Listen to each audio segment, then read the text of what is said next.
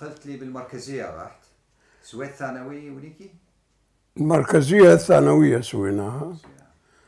يعني هاي كانت أنا ب38 وال39 سنتين بالثانوية. طبعا 3 سنين بالمتوسطة وسنتين بالثانوية. فذاك الوقت كان ثانوية واحدة بالعراق كله، ببغداد يسموها الثانوية المركزية. هذه تقريبا عند القشل، في تقريبا قبل باب المعظم يعني. هي المركزية البنين. وين البريد المركزي كان؟ المركزية القشل، وهي خلفها هي ساعة مع القشل. وين ما لا وراها شوية. وراها شوية. وين ما البرلمان كانت بعدين.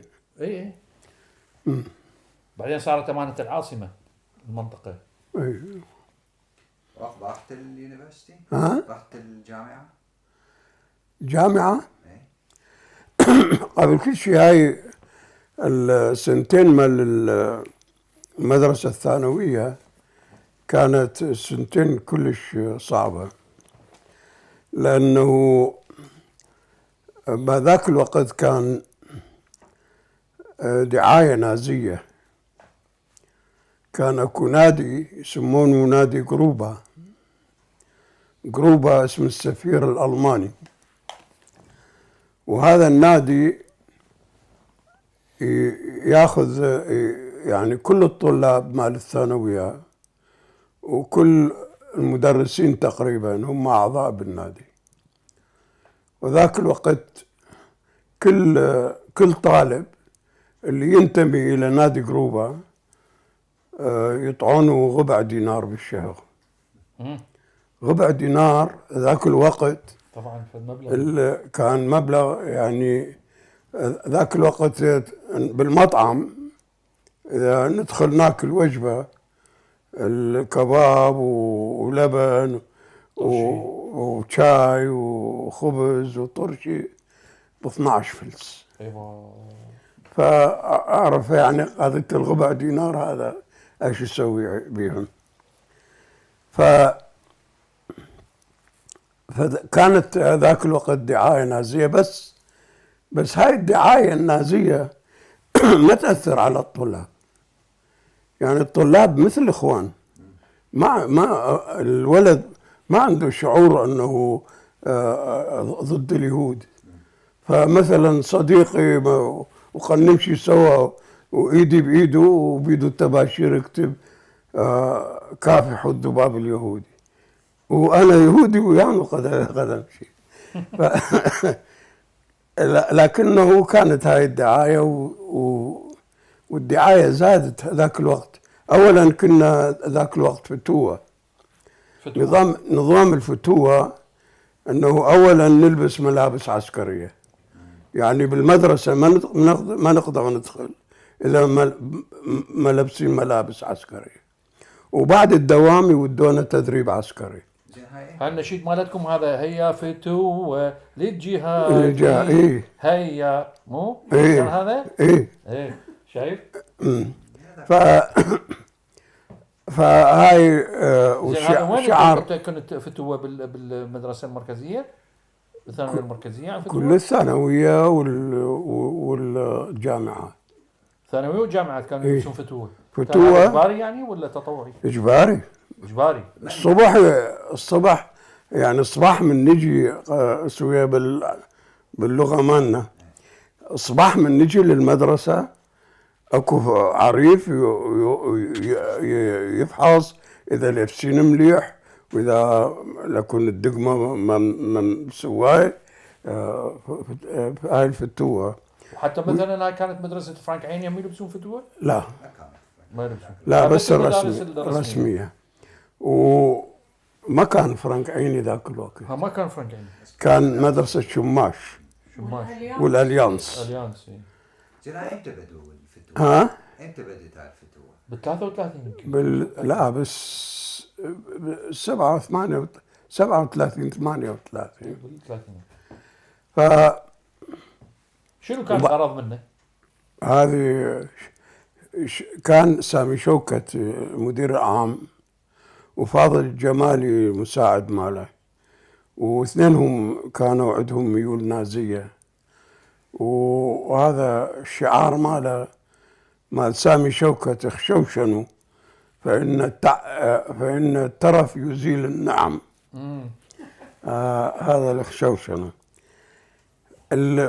بالعطلة مال 38 كان اكو مهرجان برلين الأولمبياد، فأكثر المدرسين راحوا كوفد للأولمبياد، كان رئيسهم يعني الدورة الأولمبية تقصد مال 38 دورة الأولمبيكس مال 38 مال 38 ببرلين 38 ولا 36 38 فأكثرهم كانوا مدرسين. هاي آخر وحدة قبل الحرب العالمية الثانية. ورئيسهم كان أكرم فهمي. ايه أكرم فهمي كان رياضي يلعب كرة قدم. ايه مدير ألعاب القوى صار بعدين. ايه فلما رجعوا لما جو عقب الأولمبياد المدرسين قاموا يعني يطعون محاضرات عن ألمانيا، شلون ألمانيا مستعدة تصبر بالحرب 10 سنوات، وشلون كل عائلة ألمانية تقدر تزرع بالبيت المواد الغذائية مالها، وطعونا محاضرة مثلا إذا يوم الرياضة أكو مطر المدرس من الرياضة ما نطلع للساحة نلعب، فيلقي لنا محاضرة كيفية إبادة اليهود في ألمانيا. والصف مالنا من 41 طالب 38 منهم يهود. وطينا محاضرة كيفية إبادة اليهود في ألمانيا. مأساة. بس كانت مأساة يعني. وبالنسبة للطلاب ما كان عندنا حزازات، لكن الإدارة إذا واحد يجي متأخر 5 دقائق والمدرس ما يدخله للصف يطرده طرد نهائي إلى هالدرجة. يعني كثير من الطلاب اليهود طردوهم طرد نهائي بهاي السنة بسبب عنصرية يعني. لأسباب تافهة يعني. بسبب عنصرية بس لأنه يهودي. فهاي كانت السنتين مال الدراسة. قلي المدرسين كانوا السوريين بيناتهم؟ شيوعيين؟ لا سوريين. لا بالثانوية ما كان عندنا، بس بالمتوسطة كان عندنا مصريين وسوريين.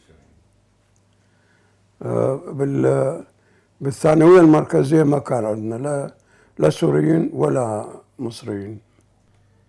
قيدك هسه نحكي على حياتك الشخصية عقب الثانوية. من خلصت الثانوية كانت هاي الظروف مال الدعاية النازية وشو اسمه. قدمت الجامعات ما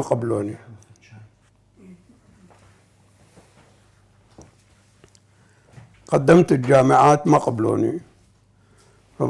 ظليت سنة بطال.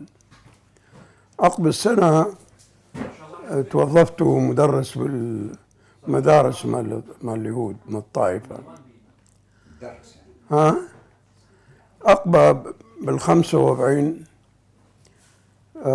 كنت أدرسها رياضيات الحبيبة، فوياها سويت نوبل أخ ثانوية ودخلت كلية الصيدلة، وظليت 3 سنين كلية الصيدلة،